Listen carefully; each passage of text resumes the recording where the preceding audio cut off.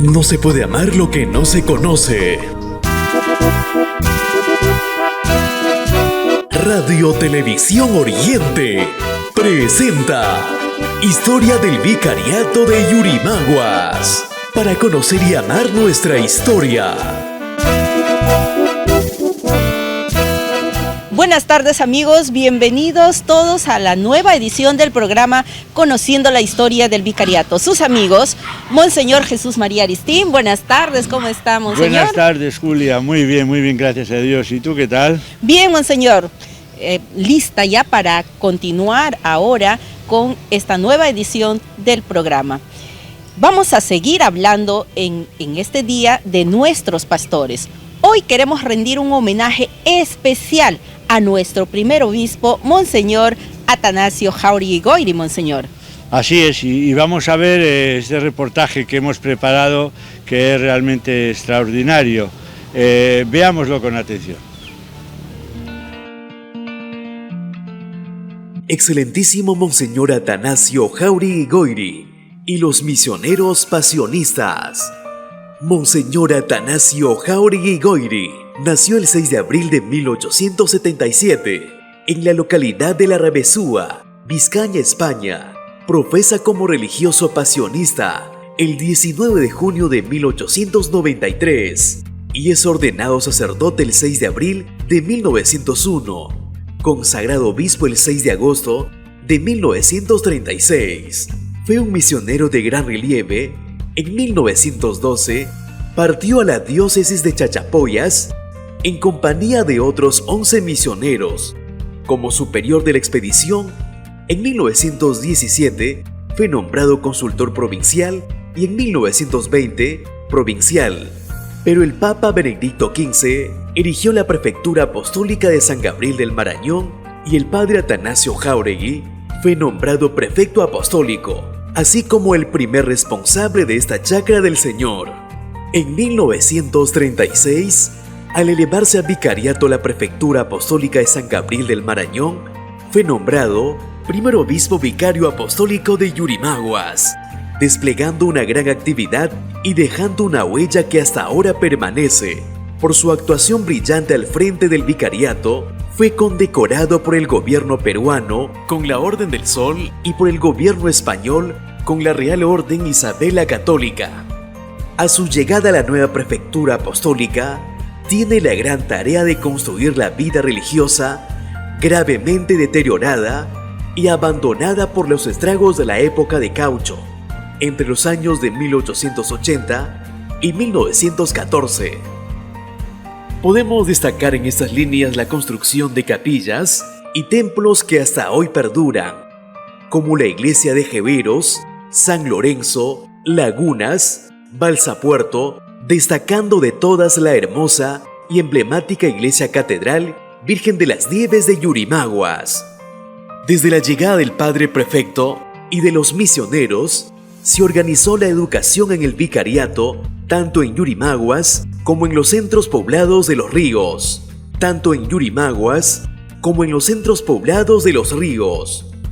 En Yurimaguas se planteó la construcción de un colegio gratuito para varones, con todas las secciones, desde la educación primaria hasta terminar la secundaria, un centro educativo moderno, construido junto a la catedral, bajo el protagonazgo de San Gabriel de la Dolorosa. Desde inicios del Monseñor Atanasio Jáuregui, quiso traer hermanos educadores para hacerse cargo de la dirección, pero las gestiones fueron largas. Pasó mucho tiempo para encontrar una congregación con vocación de misión a Perú. Cuando ya se había recibido una respuesta afirmativa, sobrevino la Guerra Civil Española y el plan se deshizo. Los mismos misioneros pasionistas se hicieron cargo y posteriormente los seglares. Algunos de ellos, exalumnos de este centro educativo. Años más tarde, este colegio se traspasó al Estado y hoy funciona como colegio emblemático Monseñor Atanasio Jáuregui Goyri. Es una institución educativa de mucho prestigio. Para la educación de la juventud femenina, en 1928 llegó la Congregación de las Franciscanas Misioneras de María, quienes muy pronto abrieron el colegio Virgen de los Dolores, con los niveles inicial, primaria y secundaria. Actualmente está considerado como el colegio emblemático, bajo la dirección de las hermanas canonesas de la Cruz, en la persona de la hermana Catalina Tito Sarmiento. Es así que durante su permanencia de Monseñor Atanasio Jáuregui Goyri, también se planteó la posibilidad a toda la población por la zona de Los Ríos de tener una escuela. Si mostraban interés, el vicariato los pagaba a los profesores. Se llamaron escuelas misionales y más tarde escuelas parroquiales. Posteriormente el vicariato hacía las gestiones para que estas escuelas pasaran al Ministerio de Cultura o Educación. En cuanto a la salud, en paralelo con la educación, allá donde se abría una estación misional, la prefectura apostólica ponía una posta médica o botiquín a cargo de las religiosas, de los misioneros seglares o de los mismos sacerdotes. Por Los Ríos, los caseríos aledaños, la atención sanitaria era permanente, con las lanchas itinerantes, primero la Carolina y luego la Santa Gema, en Lagunas y San Lorenzo, a cargo de la Compañía Misioneros del Sagrado Corazón de Jesús, se abrieron 2 puestos de salud. En el año de 1943, el vicariato inicia la construcción del Hospital Santa Gema, a cargo de las hermanas franciscanas. Hoy sigue siendo todavía un centro importante de la salud de la provincia, con una moderna infraestructura en el barrio Aguamiro. Promoción social. Los hermanos pasionistas han realizado una obra ingente de construcción, catedral, iglesias, capillas, casas misionales, hospital y colegios. Se adquirió un equipo completo de ladrillera, también un moderno aserradero para preparar las preciosas maderas, y junto a ella, una carpintería, ebanistería y en cada puesto misional una sencilla carpintería. La personalidad de Monseñor Atanasio Jáuregui Goyri, el padre Gabino Sugazaga, le describe así: tenía una personalidad un tanto reservado, como quien ve las cosas con claridad y optimismo, desde un fondo de cierta reserva, muy inteligente, autodidacta, consiguió una brillante cultura por medios personales. Poseía una biblioteca privada con libros muy selectos, firme y constante en su piedad personal, celoso pastor.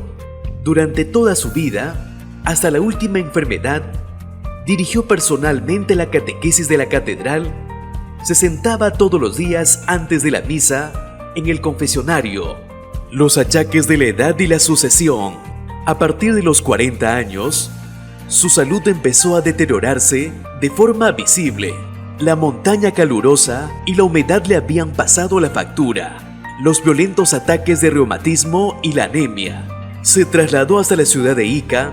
Con los baños de sol e ir introduciendo las piernas en la arena parecía mejorar su salud, pero sus plantas no se recuperaban. En vista de su pertinaz enfermedad y a cargo de los años, Monseñor Jáuregui pensó en más de una ocasión la necesidad de acelerar el proceso de su sucesión que desde el año de 1943 se venía tratando, ya que en el año de 1951 se vislumbraba su sucesión.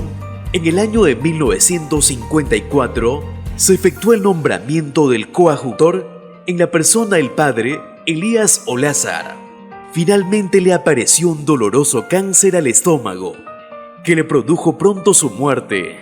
Falleció el 30 de agosto de 1957, a sus 80 años, tras una larga vida misionera, comenzando en Tarapoto, en 1913 y finalmente en Yurimaguas.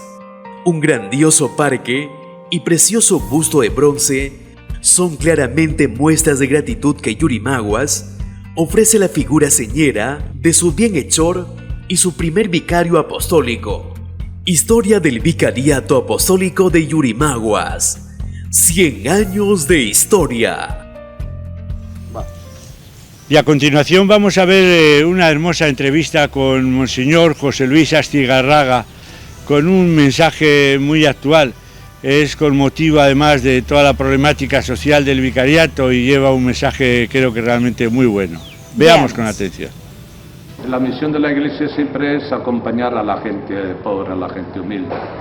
Y a nivel de todo el vicariato, no solamente ese vicariato, sino de todos los vicariatos en general. Ciertamente la Iglesia está jugando un papel importantísimo en cuanto a cuidar de la gente más pobre, las chacras, todo eso, ¿no? Que la gente acá, los títulos nunca han tenido un papel escrito de donde tienen ellos el predio que cultivan.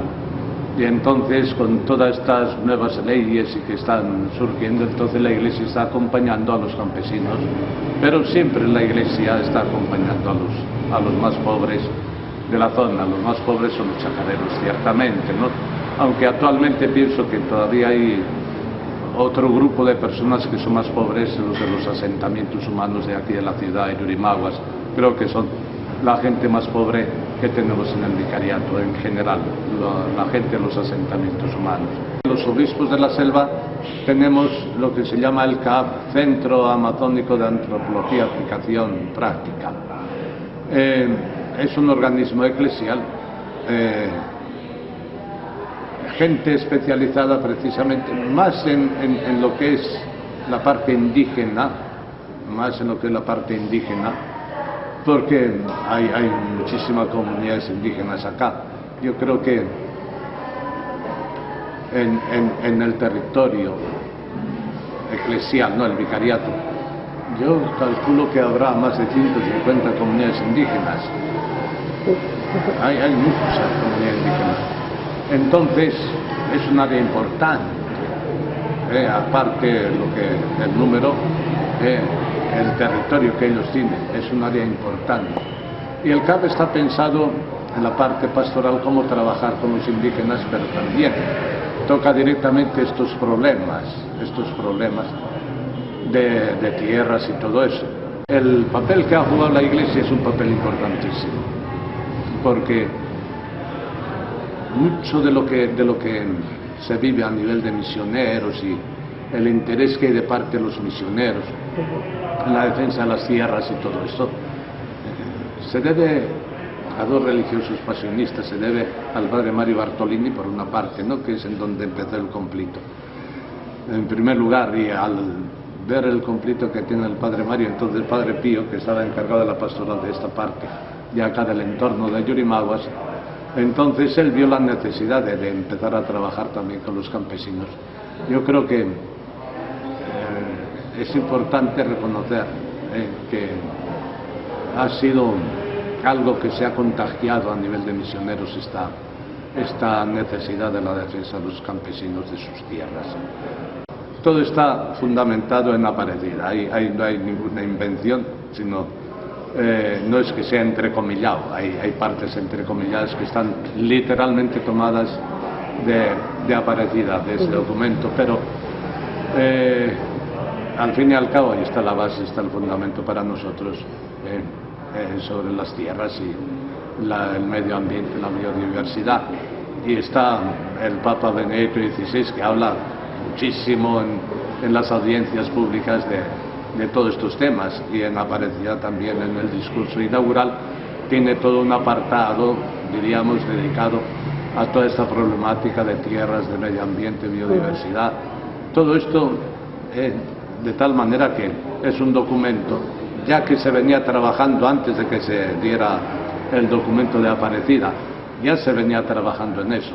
Aparecida nos ha fortalecido en ese sentido de que vamos por el camino correcto, el camino que quiere la Iglesia.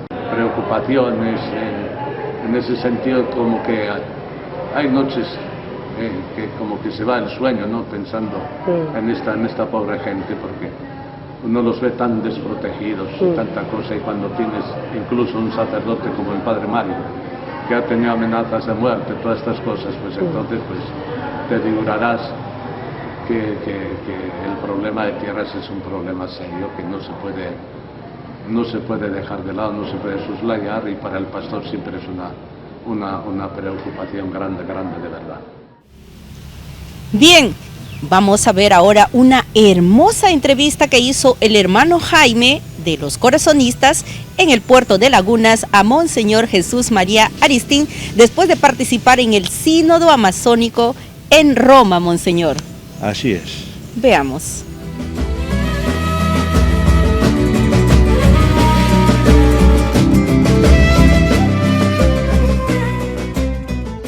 Buenos días, monseñor. Queríamos que nos contase un poquito su experiencia en el Sínodo para la Amazonía en Roma. Buenos días, pues ante todo gracias por esta oportunidad de poder dirigirme a ustedes.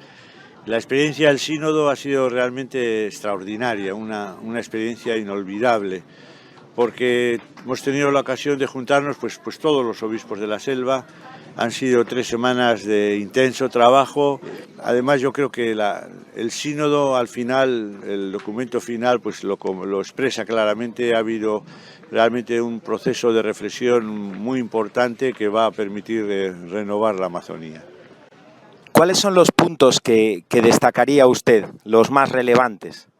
Bueno, lo más importante es que el tema de la conversión que es como un tema transversal que atraviesa todo el documento, ¿no? Habla de una conversión pastoral, de una conversión cultural, de entrar en todo un diálogo religioso con los pueblos originarios de la selva, una conversión ecológica que tanto necesitamos de cuidar nuestra Amazonía, y finalmente una cosa muy curiosa, muy novedosa, que es una conversión sinodal. O sea, saber trabajar en sínodo. Sínodo significa, del griego significa caminar juntos. Conversión sinodal significa que tenemos que trabajar eso, intercambiando las opiniones, las ideas y establecer líneas pastorales comunes para trabajar un poco todos en la misma dirección. Ha sido pues eso, un poco un documento que es tremendamente muy reflexionado, pero que marca con estas conversiones vamos a caminar hacia una nueva imagen de iglesia, lo que queremos, ¿no? Una iglesia con rostro amazónico. Esta es un poco la idea principal. Luego pues hay ideas muy concretas de realizaciones que poco a poco se irán realizando. El sínodo no ha terminado, ahora diríamos propiamente empieza el sínodo. El posínodo va a ser el momento de hacer realidad todo lo que hemos propuesto en el sínodo. Entonces hay ideas pues muy concretas, como por ejemplo hacer una universidad amazónica para todas las comunidades nativas, respetando y educando en su propia lengua, en su propia cultura. Hay cosas concretas como establecer un rito amazónico, ¿no? Celebrar la liturgia desde los valores culturales de cada pueblo. Hay propuestas que son pues muy precisas, de recuperar el rol de la mujer, que es la que realmente en estos momentos está, digamos, como sosteniendo la Iglesia, darle un rol importante, sobre todo en los órganos principales de decisión. Y luego, bueno, pues el famoso tema de los viri probati, de los varones probados, o sea, hacer que casados, que son hombres de fe, que llevan toda su vida sirviendo a la Iglesia, pues que ellos que son diáconos permanentes, como tenemos nosotros en la cultura Shuar, tenemos 5 diáconos permanentes que, bueno, pues vamos a conseguir que ellos ahora puedan ya consagrar el pan y el vino y entonces pueda ordenarse a casados, ¿no? Entonces, bueno, son algunos aspectos que realmente despiertan novedad, pero por otra parte, no sé, como que provocan una conversión, como que provocan hacer una iglesia nueva, una iglesia que va a la periferia, que tanto dice el Papa Francisco, una iglesia con olor a oveja, que está cerca de los pueblos y que trata de recuperar los valores culturales de cada pueblo, ¿no? Y nos decía usted, monseñor, que el sínodo empieza ahora, que ahora comienza un gran trabajo. Para terminar, en concreto en nuestro vicariato de Yurimaguas, ¿qué entiende usted que nos tocaría hacer en este momento? Bueno, pues las tareas son muchas y son grandes. Bueno, lo primero, trabajar mucho todo el tema de la pastoral juvenil vocacional, a ver si conseguimos que poco a poco ya surjan vocaciones sacerdotales. Yo a los jóvenes siempre les invito, piénsate en serio, porque Jesús te llama, ¿por qué no puedes dedicar tu vida al servicio de la Iglesia y al servicio de los demás, ayudando siempre a los demás? Hay que trabajar el tema de vocaciones, hace falta más religiosos y religiosas, sacerdotes en nuestro vicariato. Un segundo tema que hay que trabajar mucho es el tema de, bueno, pues intentar querer más y respetar más a los pueblos indígenas. Por ejemplo, acá me contaban ayer, ¿no? En Lagunas, ya vamos a ser más concretos, pues que vienen los del río Nucuray y como que se les trata un poco de ciudadanos de segunda categoría. que apestas, que como que con cierto desprecio, y tenemos que hacer todo un trabajo de superar esos racismos, de tratar de descubrir que ellos son los que han cuidado la selva, son nuestros ancestros, son nuestros antepasados, y que tenemos que quererles, valorarles y apreciarles y respetarles. Entonces, el respetar a los pueblos indígenas, el respetar sus culturas, el de promover las lenguas de los pueblos, esto es una tarea que nos falta, porque todavía, incluso si no lo hacemos rápido, pues en algunas culturas pues se va perdiendo la lengua. Aquí mismo incluso, en Cucamas, Cucamiria, pues se están perdiendo en muchos lugares ya la lengua. Esto es un valor cultural que tiene un valor, yo diría, infinito, y que no se puede permitir, ¿no? En el vicariato hay que trabajar luego mucho más en todo el tema de coordinación. Una cosa también que ha sido el sínodo es el de una estructura episcopal para coordinar a todos los 9 naciones que ocupan la Amazonía. Entonces lo mismo hay que hacer a nivel del vicariato, intentar que hacemos cosas maravillosas, hay una vitalidad pero muy grande en el vicariato, pero como que falta un poco complementarnos, coordinarnos un poco más, cada uno va un poco a veces en una línea muy peculiar suya, ¿no? Intentar coordinar más y mejor para que haya más fuerza, unidos vamos a poder mucho más. Y otra cosa que habría que hacer, bueno, pues un poco todo el grupo de ustedes, ¿no? El de amazonízate, tenemos que amazonizarnos, tenemos que hacernos hombres de la selva que cuidan y protegen la Amazonía y cuidan y protegen a sus gentes. Y denunciar las injusticias, el saqueo que se está haciendo de árboles, la deforestación salvaje que se está haciendo, la injusta, bueno, pues todos los derrames de petróleos de las empresas petrolíferas, el no caer en la tentación del monocultivo, de la palma aceitera, del Grupo Romero. Pues hay que decir, señor Grupo Romero, deje usted ya de contaminar y deje usted ya de quitar tierras, y vamos a ver cómo hacemos que todas las comunidades pues tengan también el derecho a su tierra, a su demarcación reconocida oficialmente por un gobierno que se duerme. Hay algunas comunidades que se necesitan 3 años para que te reconozcan la demarcación. Son procesos como muy lentos, pero bueno, vamos a intentar seguir trabajando en favor de los pueblos de la Amazonía. Muy bien, monseñor, pues muchas gracias. Con este mensaje de unidad y de defensa de la vida, de la tierra y de las culturas, nos despedimos. Muchas gracias, monseñor. Muchas gracias por esa oportunidad. Un saludo muy cordial a todos. Que Dios les bendiga.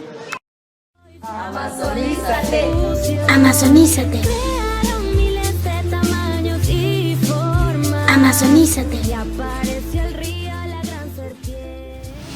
Bien, hemos visto, monseñor, la entrevista que hace el hermano Jaime a monseñor Jesús María sobre el sínodo amazónico. Monseñor, un buen mensaje que nos dio después de haber participado en el sínodo. Sí, además recuerdo que Jaime insistía en cuáles eran los temas más claves y estaba un poco buscando el mormo, a ver qué habíamos dicho sobre cómo era esto de los diáconos permanentes, el que se ordenen los casados o no, estaba el viri probati que se habló tanto en el sínodo. Y resultó una entrevista un poquito larguita, pero realmente muy creo que interesante. Sí, el hecho de cuidar la Amazonía, que es el corazón del mundo, es el gran mensaje que se trae, ¿no? El sínodo amazónico para todo el mundo, también este gran mensaje. Así es, después de la encíclica del Papa de la Laudato Si, supuso el sínodo un reafirmar la encíclica y entonces insistir que la Amazonía es el pulmón de la tierra, que tenemos que cuidarlo, que nos va un poco la vida en ella, y todo el mensaje de cómo contener el calentamiento global, en fin, todo un mensaje ecológico que se transmitió en el sínodo y que se expresa incluso en las propuestas que hicimos los padres sinodales en Roma, y que luego también la recoge luego el Papa en la encíclica Querida Amazonía. Así es, cuidemos nuestra casa común. Bien, y en la segunda parte de este programa vamos a ver hoy la entrevista con el hermano Abraham Machaca, trabajador de la pastoral itinerante de los pasionistas, monseñor. Así, escuchemos con atención. Contamos hoy con la grata presencia del hermano Abraham Machaca, un ilustre misionero de muchos años. Oye, Abraham, ¿cuántos años llevas en el vicariato? 20 años. 20 años. 20 años. Mamma mía, ya es tu casa. Claro. Ya no eres arequipeño, ahora eres Amazónico, Yurimagüino. La diéresis de la U. Oye, Abraham además tiene una característica muy peculiar. Trabajó muchos años con el padre Pío Zarrab, es un ilustre discípulo del padre Pío. Cuéntame batallitas de la pastoral rural en estos 20 años de servicio. Uy, ¿qué te puedo decir? En poco tiempo se puede resumir, pero una de las alegrías que recuerdo tengo es, hemos dormido mucho en los botes. Teníamos un bote misionero con el cual iniciamos nuestra evangelización, yendo de pueblo en pueblo. De ese bote habíamos hecho nuestra casa. Ahí dormíamos, comíamos, compartíamos, nos hacíamos hígados, nos peleábamos también en la coordinación, pero a Dios gracias también vivimos mucho de evangelización y de fe, orábamos, nos encomendamos al Señor ante lo que se nos presentará en el próximo pueblo. Y algunas veces, en dos ocasiones casi nos atropella una lancha. Ay, y madre. Tuvimos que, y otra que el bote casi se nos voltea. Y así, pero lo lindo es que viví con ese bote, quedó impregnado en mi vida y se llama Buena Noticia ese bote, ¿no? Que el Padre lo puso. Es lo que más me queda. Y después, como los pueblitos ribereños que hemos ido conociendo, ahora han cambiado tremendamente, con los papayeros, con la carretera, con todo, ¿no? A mejor vida, claro.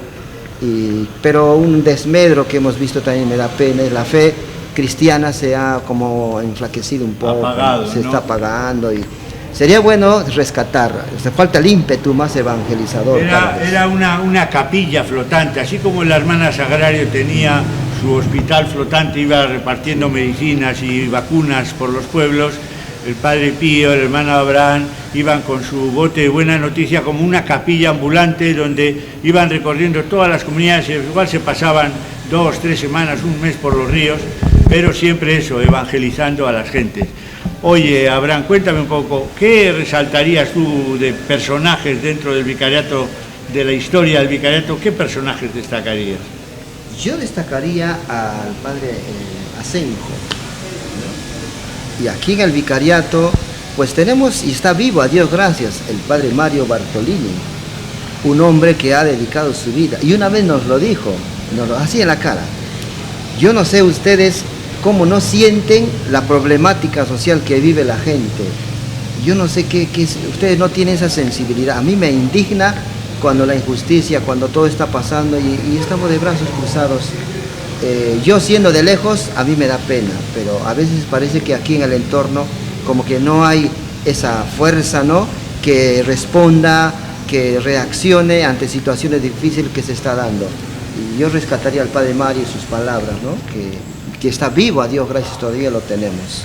Y para terminar, Abraham, dime, en tu opinión, ¿cuáles serían los retos, los desafíos que tiene actualmente nuestro vicariato? Pienso que sería más evangelización, porque estamos perdiendo mucho terreno ahí, y todo el mundo lo sabe. A cualquier persona de a pie que preguntemos en la calle nos dirá, bueno, los misioneros, la iglesia, ¿dónde está? No se siente, ¿no?